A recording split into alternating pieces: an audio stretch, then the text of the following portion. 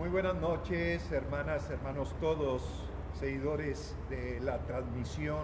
Quiero orar por ti, que tu arquidiócesis de Monterrey quiera hacer llegar hasta tu casa, hasta tu familia, a tus seres queridos. Estamos aquí realizando lo que sería la cuarta edición, hoy día 10 de febrero del 2020. Nos encontramos en este lugar majestuoso y altamente significativo para la religión cristiano-católica de todo nuestro pueblo. Nos encontramos en la entrada principal de la Basílica de la Purísima Concepción de María.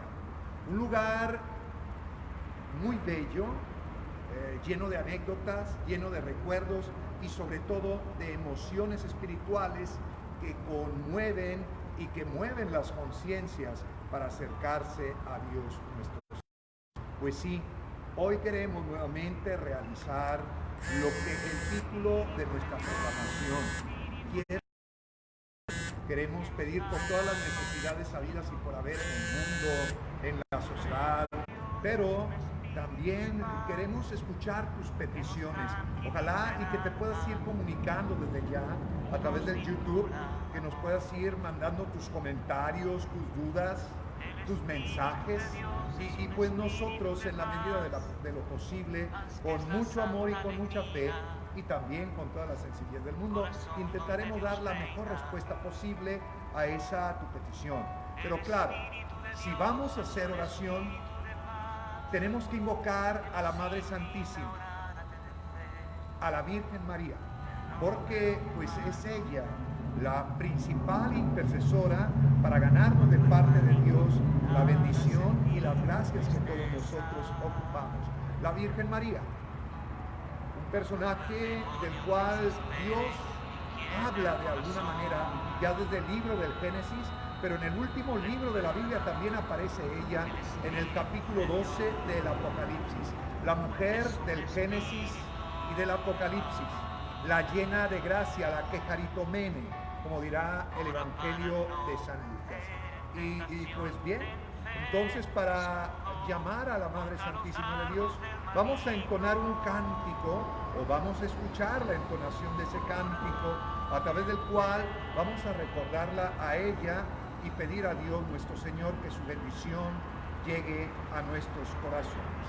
Invocamos a la Virgen María con este cántico del ministerio Gesed.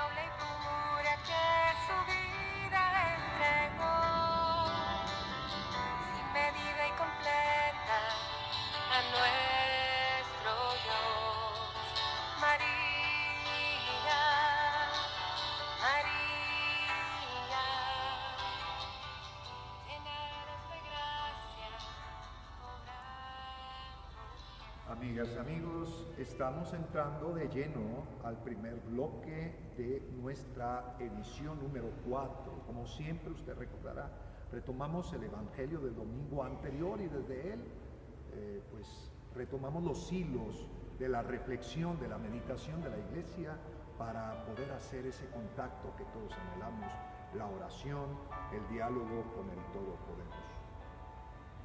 Del Evangelio según San Mateo. En aquel tiempo Jesús dijo a sus discípulos: ustedes son la sal de la tierra. Si la sal se vuelve insípida, ¿con qué se le devolverá el sabor? Ya no sirve para nada y se tira a la calle para que la gente la pise. Ustedes son la luz del mundo.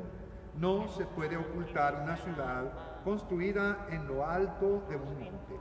Y cuando se enciende una vela, no se esconde debajo de una olla, sino que se pone sobre un candelero para que alumbre a todos los de la casa. Que de igual manera brille la luz de ustedes ante los hombres, porque viendo las buenas obras que ustedes hacen, den así gloria a su Padre que está en los cielos.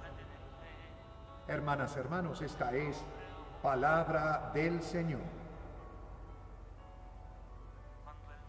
Amigas, amigos, es un tema muy hermoso el que utiliza Jesús, y yo comentaba con los amigos que asistieron a la misa más cerca de ti, en Parque Fundidora, que Jesús muy agradablemente utiliza siempre términos, conceptos sencillos, a la mano de todos, desde los cuales la comprensión y el entendimiento de la fe pueda, pues, embarnecerse, pueda profundizarse y se pueda palpar.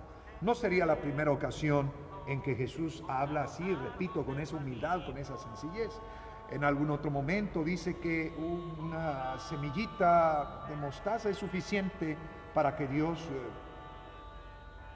le dé forma a aquello, se convierte en un árbol, y que así es el reino de los cielos. En otra ocasión hablará también comparativamente, diciendo que el reino de los cielos se asemeja a una red, inclusive habla de la labor de un pastor, habla de un padre que recibe a sus hijos, a su hijo que se había pues ido de la casa, y hoy utiliza los términos de la sal y de la luz y de la sal para desde ahí pues hablarnos de los misterios del reino de los cielos.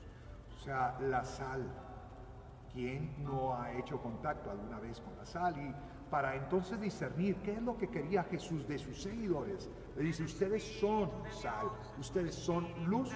Pues tenemos nosotros que recordar lo que cotidianamente, lo que ordinariamente en el hogar o bien fuera del mismo nos dice o nos enseña esta sustancia tan necesaria y tan indispensable para muchas cosas como es la sal. Yo le decía a la gente, y hoy lo vuelvo a retomar contigo, que nos está siguiendo por la plataforma Floricanto Santa María Reina de la Paz: quiero orar por ti.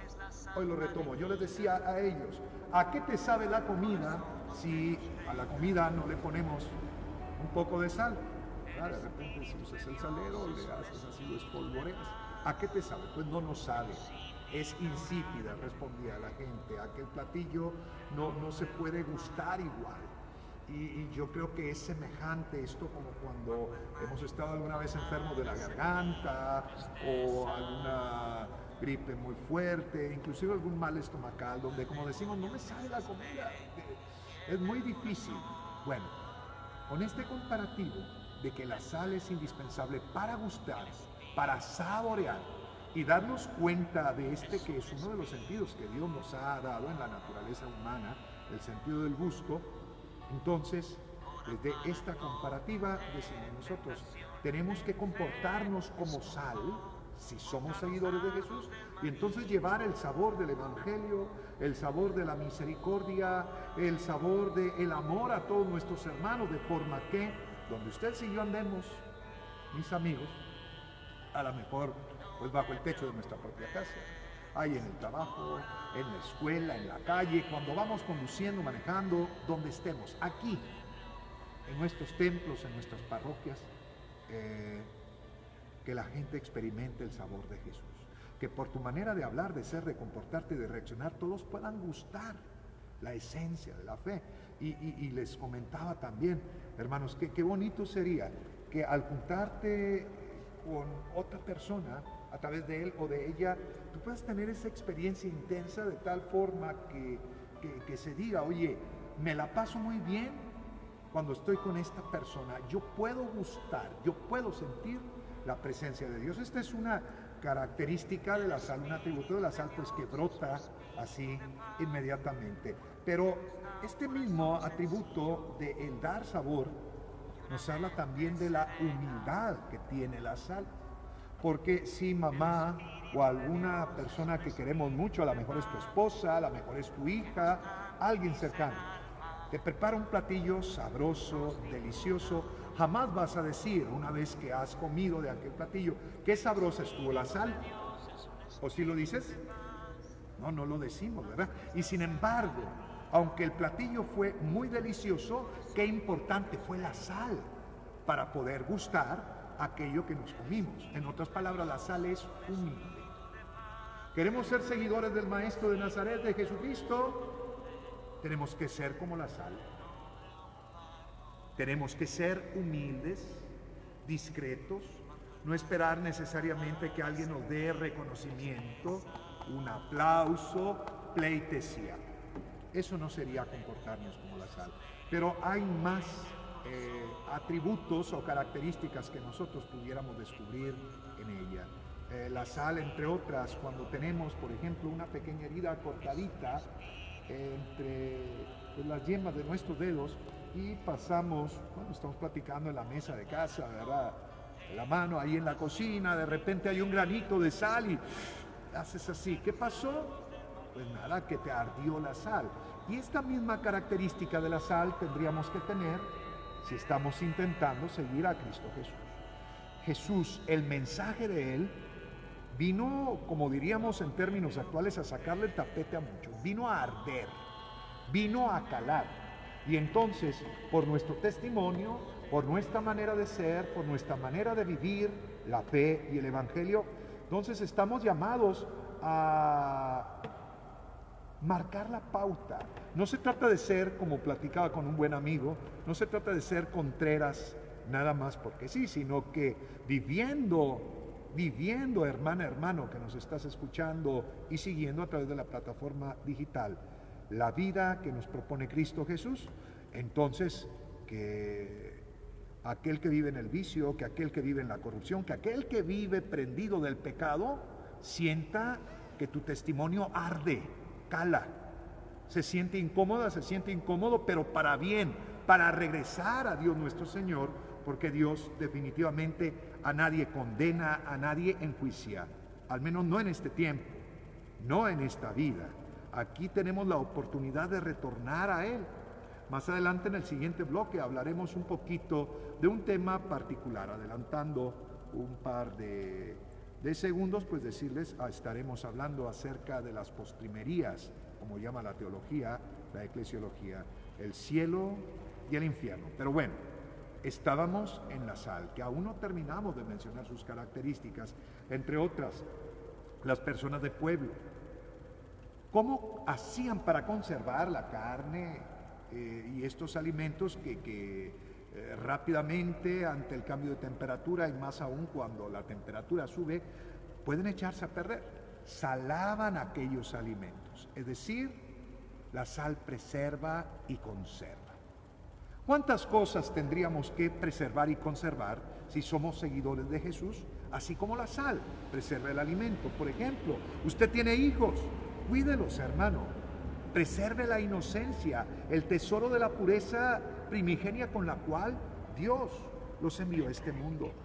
Usted es casada, es casado, cuide y preserve su matrimonio de las tentaciones, de las provocaciones de la sociedad, que pues en definitiva son muchas veces ataques directos contra el matrimonio, que es la célula inicial de una familia. Pero bueno, otra característica más de la sal, más características, Padre, sí, hay muchas características. Yo nada más estoy mencionando algunas y las estoy retomando porque desde el domingo pasado, claro que ustedes en sus comunidades, pues seguramente que lo vieron y con más detalles y con mejores ejemplos. Otra característica más, sobre todo los poblados indígenas. Ellos, para hacer curaciones de heridas, cortadas, utilizaban la sal como antiséptico. La sal cauteriza, la sal cura. Y también nosotros, si intentamos ser seguidores de Jesucristo, tenemos que llevar esta propiedad de la curación, esta capacidad de curar como la sal. ¿Qué cosas podemos curar? Yo sé muy poco de medicina, yo sé muy poco de enfermería. Con tu amor, hermano, a eso me refiero. En las realidades espirituales, con tu fe, tú puedes curar tantos corazones que a lo mejor están destrozados, golpeados por la vida.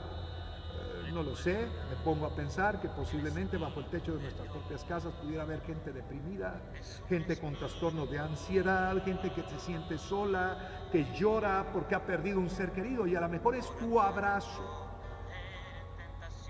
que puede curar como la sal a ese corazón que está lastimado. A lo mejor es una palabra de aliento, oye, no estás sola, no estás solo, lo que puede levantar y reincorporar en aquella persona las ganas de vivir. Pero bueno, eso es por platicar de uno de los dos elementos que menciona Jesús.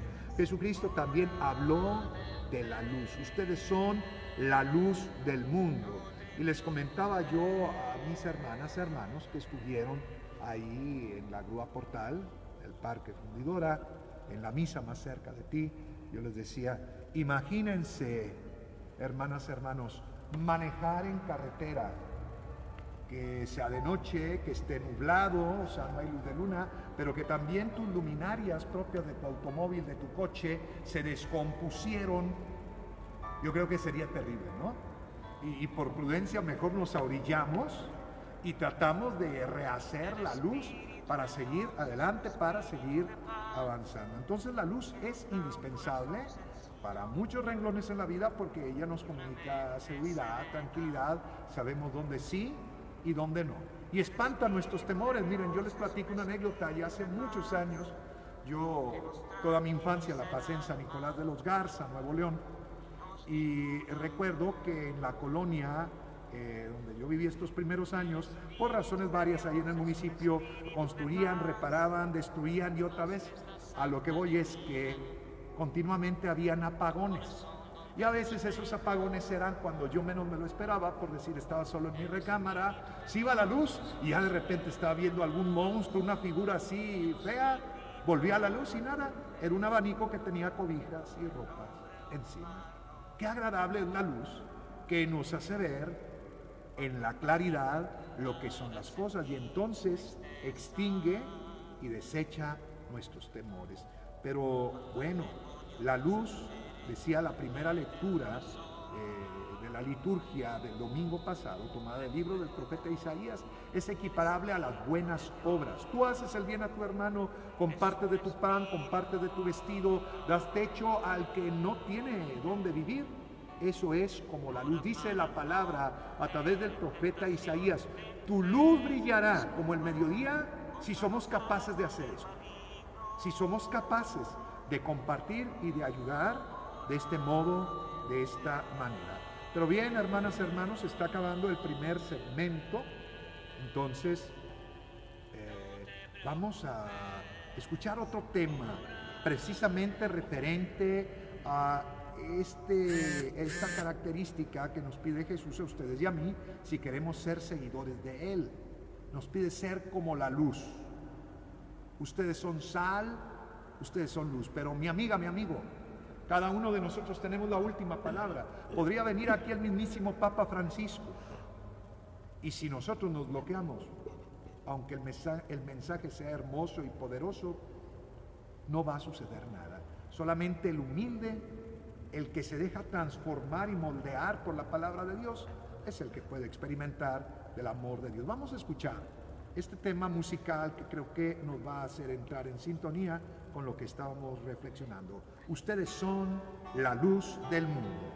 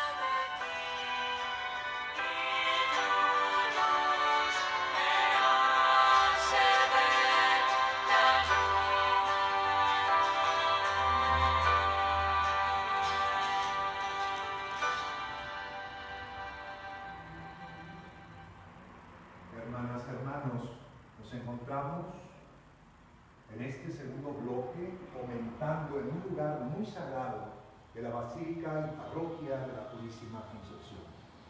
Nos encontramos en una de las criptas de este mismo lugar bendito, donde hermanas, hermanos reposan aquí desde hace un buen número de años, porque creyeron que la vida es eterna, porque creyeron en Dios nuestro Señor. Vamos a hablar en este segundo bloque del cielo y del infierno, que es precisamente predicado y anunciado por nuestro Señor Jesucristo durante toda su vida pública. Y creo yo que este lugar en que nos ubicamos nos marca la pauta. Jesucristo, sabemos, cuando pende de la cruz, pronuncia de acuerdo a los distintos evangelios lo que hoy por tradición se le conoce como las 7 últimas frases o palabras de Jesús. Aquí tenemos dos de ellas, cuando está precisamente en el momento entre la vida y la muerte, en el momento en que aquel que es la vida está a punto de caer en las garras de la muerte. Y vamos a platicar, si del cielo y del infierno, postrimerías teológicas, como ya comentaré, que no logran captarse sin primero empezar a hablar de que Jesucristo, de hecho, por eso nació, para enseñarnos el misterio de que la muerte es parte de la vida. Y pronuncia el Señor: hoy estarás conmigo en el paraíso. Esa es la segunda de las 7 palabras, donde Jesucristo precisamente brinda consuelo a alguien que está en el mismo suplicio que él, que está agonizando, y donde vemos que el gesto de aquella persona anónima, mejor recordada como el buen ladrón, pues ahora sí que se robó, siendo ladrón, se robó el tesoro más grande, con el gesto de hacer un reconocimiento perfecto del ser regio de Jesús. Le dice: Señor, acuérdate de mí cuando estés en tu reino. Es decir, lo reconoce como rey.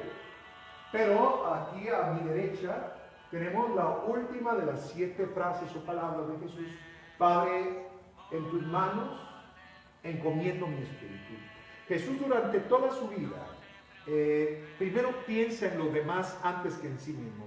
Durante toda su vida, Él lucha porque las personas se les trate con dignidad, con amor, con misericordia, y en lo último que pienses en Él. Pero cuando ya llega a este momento en que todo se ha cumplido, se acuerda de su alma y la pone en las manos del Padre eterno. Padre, en tus manos encomiendo mi espíritu. Pues bien, amigas, amigos, ¿por qué es que usted y yo nos acercamos a la misa cada fin de semana? ¿Por qué es que usted y yo buscamos el encuentro con Dios a través de la Sagrada Escritura, a través de la oración? ¿Por qué? Porque todos aspiramos al cielo, a la vida eterna.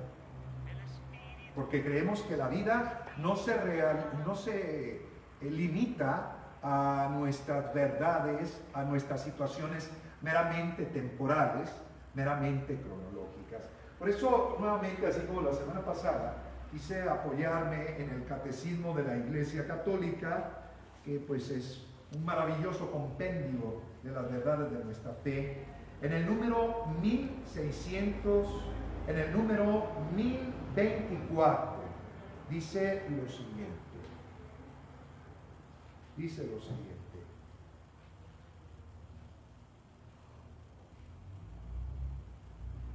El cielo es el fin último y la realización de las aspiraciones más profundas del hombre, el estado supremo y definitivo de la dicha.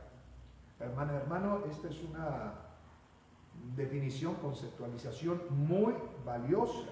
El fin último y la realización de las aspiraciones más profundas del hombre. Recordando a San Agustín: Señor, tú nos hiciste para ti, nuestra alma no estará en paz hasta que no regrese a ti. Eso es lo que llamamos cielo. Y el número 25 dice a continuación: vivir en el cielo es estar con Cristo. Los elegidos viven en Él. Aún más, tienen allí, o mejor, encuentran allí su verdadera identidad, su propio nombre. Es decir, una de las grandes incógnitas del ser humano es: ¿para qué vine a este mundo? ¿Para qué soy? ¿Cuál es la razón de yo haber cruzado en este tiempo, en este lugar? La razón es precisamente que aquí, en este momento y en esos sitios, estamos ganándonos la vida eterna. Y hay un comentario más que se hace en el Catecismo de la Iglesia Católica, ahora sí es más adelante, en el número 2794, cuando decimos en el Padre Nuestro, en la oración dominical, que estás en el cielo, esta expresión bíblica no significa un lugar, el espacio sideral, no es eso, sino una manera de ser. Algunos preguntan precisamente: oiga, Padre, ¿y qué vamos a hacer en el cielo? No se trata de hacer, se trata de ser con el Todopoderoso. Si te sirve esta analogía, sería algo civil. A veces yo me pongo en mi humildísima reflexión a pensar que, como cuando cae la lluvia sobre el mar, usted y yo somos como una gotita de lluvia, y ese mar, ese océano, es Dios nuestro Señor. Se trata de que seremos con Él. Muy bien, pero también tenemos la contraparte. El Catecismo de la Iglesia Católica, en el número 1033, dice del infierno: este estado es un estado de autoexclusión definitiva de la comunión con Dios y con los bienaventurados. Eso es lo que se designa con la palabra infierno. Te lo repito, número 1033, si quieres apuntarlo en tu casa y leerlo con más lujo de detalles. Yo solamente estoy tomando algunos rengloncitos que nos ayudan para reflexionar a través de esta transmisión. Infierno, estado de autoexclusión definitiva de la comunión con Dios y con los bienaventurados. Y dice más: Jesús habla con frecuencia de la guena y del fuego que nunca se apaga, reservado a los que hasta el fin de su vida rehúsan creer y convertirse, y donde se puede perder a la vez el alma y el cuerpo. Jesús anuncia en términos graves que enviará a sus ángeles. Escuche bien, hermano, esto que dice Jesús: que enviará a sus ángeles, que recogerán a todos los autores de iniquidad y los arrojarán al horno ardiendo, dice San Mateo capítulo 13, versículos 41 al 42, y que pronunciará la condenación: aléjense de mí, malditos, al fuego eterno. Y aún profundiza más. Es muy interesante que retomemos esto. Dice en el número 1035, la enseñanza de la Iglesia afirma la existencia del infierno y su eternidad. Esto es, mis queridos amigos, si no fuera cierto esta enseñanza de Jesús, Jesús mismo hubiera tenido la obligación moral de recordarnos o de aclararnos. ¿Saben qué? Esto fue una metáfora, esto fue un lenguaje comparativo, figurado. Jesús nunca dijo eso. De hecho, como lo tenemos aquí representado, Él entrega su vida, hermanas y hermanos, para que ustedes y yo creamos que hay una vida eterna, que la vida no se acaba con el cese de las funciones biológicas, que la vida prosigue. Y para eso, bueno, nos trajimos por aquí algunos escritos que nos van a ayudar a la reflexión. Los seres humanos, hermanas, hermanos, los seres humanos, desde siempre en todo el mundo anhelamos trascender y queremos vivir, que la vida siga, que no se acabe. Tengo que empezar a comentar esto para explicar mejor los términos cielo e infierno. Es una situación que sería comparativo decir, está en nuestros cromosomas, está en nuestros genes, el deseo de que la vida continúe, que prosiga, y de hecho, cuando la muerte detiene una historia o alcanza una vida, escuchamos lamentos. Decimos, no puede ser. Cuando la noticia es de veras así, pues impactante, era un bebito, una bebita, apenas había venido al mundo. O si era un infante, un niñito, una niñita, ay no, tenía 5 o 6 años. Qué terrible para esos papás. Si era un joven, un muchacho, apenas empezaba la vida, tenía 18, 20 años, un adulto, aún una persona que llegara a la mayoría de edad, cuando pasa a mejor vida, nos resistimos y pensamos que pronto se fue este tiempo, que pronto se fue esta experiencia que tuvimos de convivir con él o con ella. De hecho, les comento también que cuando los sacerdotes hacemos una celebración exequial, es decir, celebraciones para nuestros hermanos difuntos, al menos a mí me gusta plantearles el siguiente comentario, y ahorita lo voy a hacer. La vida no termina con el cese de las funciones biológicas. Así piensa el que no cree en Dios. Así piensa el que no se acerca a los sacramentos, el que no se confiesa, el que no comulga. ¿Qué va a decir? Pues ya se acabó todo. Claro, porque nunca ha experimentado en absoluto nada, o por iniciativa propia, algo de Dios nuestro Señor. Nosotros recordamos con mucho cariño todas las enseñanzas de Cristo, pero especialmente aquella, de hecho, al inicio, al comienzo de nuestra transmisión, les decía que Jesús es bien sencillo para predicar. Jesús compara la vida del ser humano, ¿sabe con qué? Con una semillita de trigo. ¿Sí? Yo creo que todos hemos tomado alguna vez alguna semilla, sea de trigo, de limón, de chile, de tomate, la humedecemos, la ponemos bajo tierra, ¿y qué pasa? ¿Qué pasa con esa semilla? Antes de que brote lo verde, porque ya lo he planteado en otros lugares así, dicen, es que brote un nuevo retoño, antes que eso se muere la semilla, es decir, se pudre.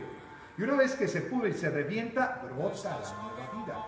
Es decir, contemplando nuevamente el crucifijo, es necesario morir para vivir.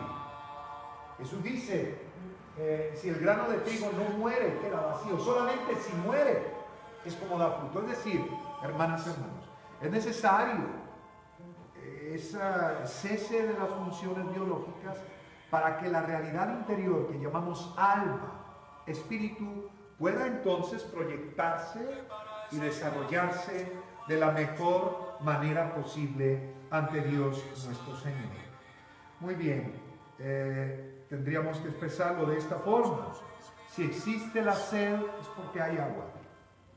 Si tenemos anhelos de eternidad, es porque existe esta enseñanza que nos dio Jesús. Existe un cielo, existe un infierno. Hay un anhelo interior que nos lleva a creer. Las estrellas, los mares, las montañas, por hermosas e impactantes que a usted le parezcan, no tienen la misión que Dios le dio a usted y a mí, a todos nosotros, en este mundo. Adorarlo y alabarlo a Él. Y entonces, Dios le ha vuelto a dar esa conciencia de nuestras realidades interiores. Y no se diga, aquel que sí ha experimentado a Dios porque lo ha buscado, porque ha puesto su esfuerzo, su granito de arena, como decimos, porque le ha echado ganas, pues ella, entre más se acerca a Dios, más va a presentar ese deseo de Dios nuestro Señor, como aquello de las samaritanas. Señor, pues dame de beber esa agua. Si supieras con quién estás hablando, hijito. Casi le dice Jesús. Si tú entendieras pero muchas de las veces nuestro pensamiento es como el de aquella mujer con la cual se encuentra Cristo Jesús junto al pozo de Jacob. La samaritana pensaba de una manera demasiado material, demasiado simple, demasiado aquí en la tierra. Jesús quería hacerla mirar hacia arriba. Aquel que cree en mí, de su interior brotarán ríos de agua viva. Y ella batallaba, volvía y ella batallaba. Así a veces nos sucede también a nosotros, batallamos como la samaritana. Pero es una gracia de Dios el creer. Entonces, cuando usted y yo venimos a la misa, cuando usted y yo venimos al templo a rezar el Santo Rosario, a visitar el Santísimo Sacramento, de ninguna manera estamos perdiendo el tiempo. Todo lo contrario, estamos haciendo que este tiempo que tiene su duración, un principio y un fin, se convierta en eternidad, en un tiempo sin tiempo. Entonces, en el mundo existen grandes religiones, pero nosotros, cristianos católicos, creemos que Dios le ha hablado poco a poco a la humanidad en distintos momentos y en distintas etapas, y actualmente, como dice la carta a los Hebreos, a través de su Hijo, nuestro Señor Jesucristo. Entonces, ahora sí llegamos al punto. La eclesiología nos habla de las realidades llamadas postrimerías dentro de nuestra fe cristiana católica. ¿A qué te suena la palabra postrimería? Apóstol, ¿verdad? Lo que viene después. ¿Qué es lo que viene después de esta vida terrenal? No, la muerte, el juicio, el cielo y el infierno. Aunque alguien se resistiera a creer, hacia allá vamos, inevitablemente. Y pues al contemplar las criptas donde descansan muchas y muchos de nuestros hermanos de la Arquidiócesis de Monterrey, aquí en la Gran Basílica de la Purísima, nos damos cuenta y recordamos que si hay algo infalible al nacer, es que todos vamos a morir.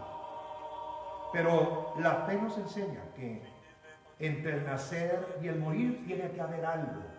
Y Jesucristo nos descubre ese algo por medio de la fe que nosotros llamamos cielo. Decíamos ya desde el Catecismo de la Iglesia Católica que el cielo, pero también lo digo del infierno, no hace referencia a un lugar, el cielo sideral, no es allá. No hace referencia allá abajo en un lugar terrible, tormentoso. Tampoco es el infierno algo así de risa para que usted se lo tome a la ligera, o en aquella película que yo creo muchos de nosotros hemos visto, película mexicana de Cantinflas, que va al infierno. ¿Se acuerda usted? Qué simpático, ¿no? Que llega al infierno y que toda era una fiesta y todos están bailando, una cosa. Pues no es así. Me ha tocado convivir con el exorcista español José Antonio Cortea, y en sus reflexiones y también en su compartir teológico espiritual, él ha aseverado en varias ocasiones de la gracia que Dios le ha concedido, pero también su reflexión teológica espiritual.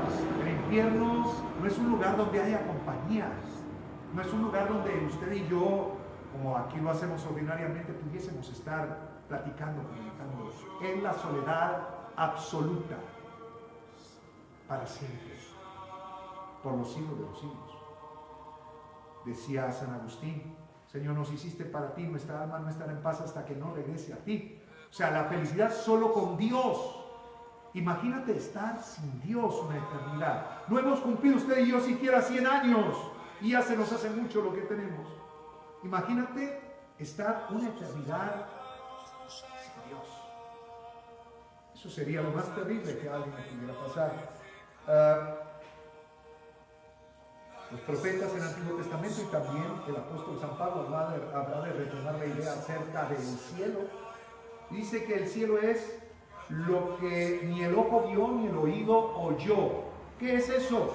Que todas las cosas buenas que usted haya disfrutado, saboreado, gustado o vivido aquí en esta tierra son nada en comparación con todas las cosas que Dios tiene preparadas y deparadas para aquellos que quieran vivir creyendo en su amado Hijo, nuestro Señor Jesucristo, que es el camino, la verdad y la vida.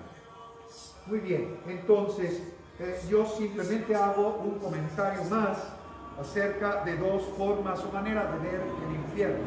Uno es como lo ven los cristianos en el occidente, entre ellos nosotros, todos los latinos, de una manera a veces muy plástica, llamas, fuego, gemidos de llantos, el crujir de dientes, y es una descripción correcta.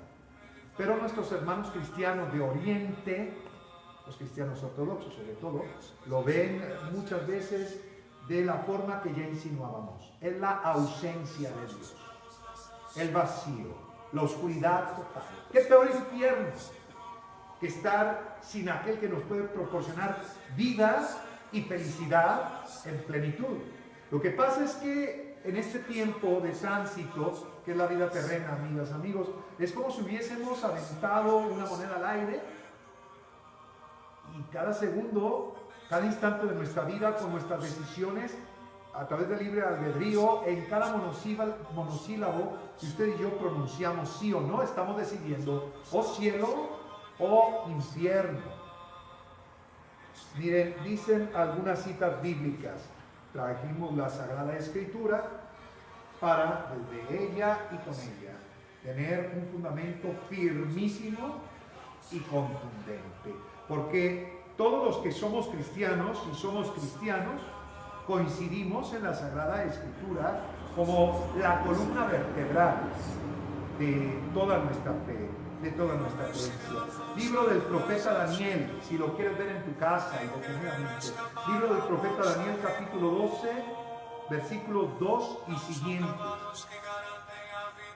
Dice: en aquel tiempo surgirá Miguel, el gran príncipe protector de tu pueblo.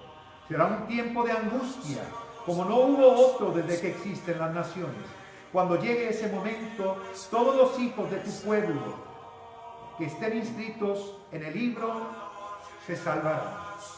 Y muchos de los que duermen en el polvo de la tierra se despertarán, unos para la vida eterna, otros para la vergüenza eterna, para el horror sin fin, para el castigo que no se acaba. Los sabios brillarán como el esplendor del firmamento, y los que guiaron a muchos por el buen camino resplandecerán como las estrellas por toda la eternidad. Palabra de Dios. Esta cita es bastante elocuente, es bastante clara, es transparente, es diafanía total. Podemos ver como cuando un lago está tranquilo, a través de esta cita, el fondo del agua, que se ven las piedrecillas, si hay algún pez. Bueno, a través de esta cita bíblica podemos ver el cielo, podemos ver el infierno. Hace falta tener fe para creer en la palabra de Dios. Otra cita bíblica más, San Mateo capítulo 25, versículos del 31 al 46. Te lo repito para que lo sigas en casa, por favor. San Mateo capítulo 25, versículos 31 al 46. Dice lo siguiente: cuando venga el Hijo del Hombre en su gloria con todos sus ángeles, se sentará en su trono glorioso. Todas las naciones se reunirán delante de él, y él separará unos de otros, como el pastor separa las ovejas de los cabritos, y pondrá las ovejas a un lado y los cabritos del otro. Entonces el rey dirá a los de un lado: vengan benditos de mi Padre, tomen posesión del reino preparado para ustedes desde la creación del mundo.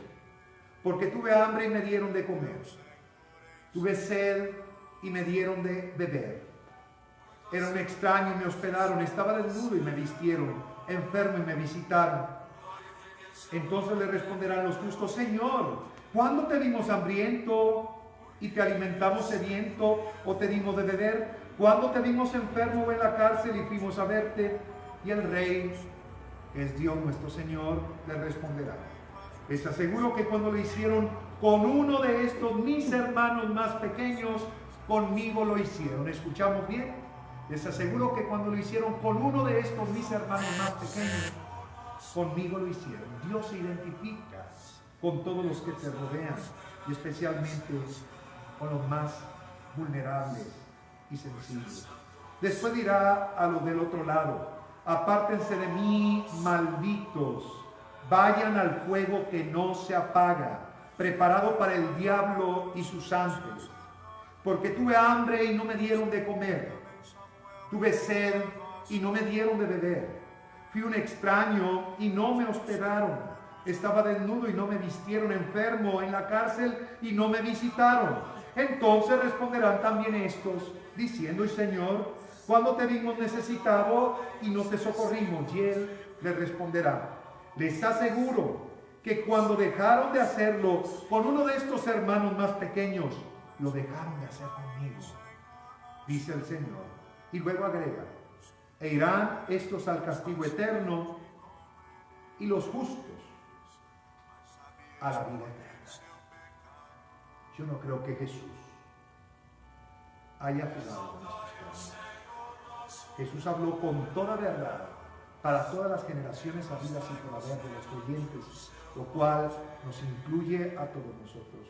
Si algo nos deja de ventaja este texto, quizás usted ya lo pensó conmigo, pues ya nos dijo Jesús las respuestas del examen.